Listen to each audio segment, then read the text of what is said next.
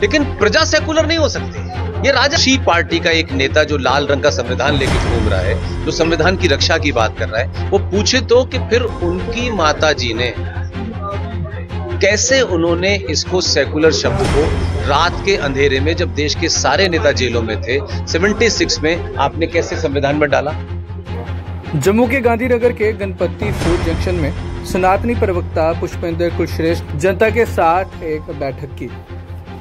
Brigadier विजय सागर धीमान ने जनता के साथ उनका परिचय करवाया। सेक्युलरिज्म का मतलब देखियो क्या बिल्कुल इतना टाइम नहीं है पूरी पूरी कहानी सुनाने दी, वो सेल्फ एक्सप्लेनेटरी है।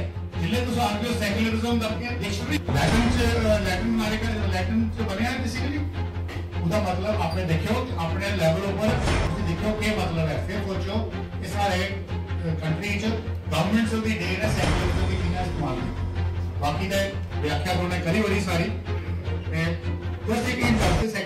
जिसके बाद उन्होंने अपने भाषण में जनता को संबोधित किया। उनका नाम था एलन सिंह साहब ने जब इसका अनुवाद किया और इंदिरा गांधी ने उनसे कहा कि इसका अनुवाद आप कीजिए, तो उन्होंने इसका अनुवाद किया पंथ निरपेक्ष। अब जब हम धर्मनिरपेक्ष कहते हैं तो इसकी जरा संधि विच्छेद कीजिए। धर्म निरपेक्ष या नहीं, धर्म को के खिलाफ। जब देश धर्मनिरपेक्ष अगर हो जाएगा तो अनार्की फैल जाएगी। राजा तो का तो धर्म ही नहीं है, वो कहेगा मेरा कोई धर्म तो नहीं, वहां आप उसे मजहब से लेते हैं। अगर मेरा कर्तव्य अपने कर्तव्य से विमुख से, प्राइम मिनिस्टर अलग है, मंत्री अलग है, तो मुझे क्या लेना देना, हम तो धर्मनिरपेक्ष हैं। लेकिन जितने भी लोग हैं ये समझ लीजिए एक आदमी कई हजारों तक अभी पहुंच सकता है। तो आपने अगर एड्रेस किया इन चंद 100 लोगों को नहीं किया, ये कई हजार लोगों तक आपके पास पहुंचे, ये जो आपने मार्गदर्शन किया हमारा। कार्यक्रम के अंत में देवानंद कालरा ने पुष्पेंद्र कुलश्रेष्ठ का धन्यवाद किया, जिसके बाद पुष्पेंद्र कुलश्रेष्ठ ने मीडिया के साथ बातचीत करते हुए ये कहा। कारण नहीं है, जम्मू में हमारे युवा साथी विशाल गुप्ता हैं जो अखनूर में इंडियन रॉयल स्कूल के नाम से